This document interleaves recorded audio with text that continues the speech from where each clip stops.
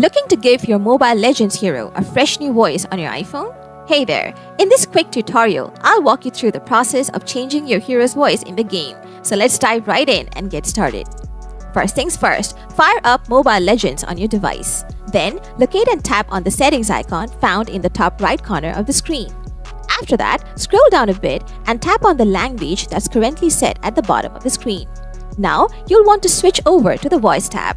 Here is where the fun begins. You'll see a variety of languages available, from English to Bahasa, Indonesia, Portuguese, Arabic, Japanese, Tagalog, and more.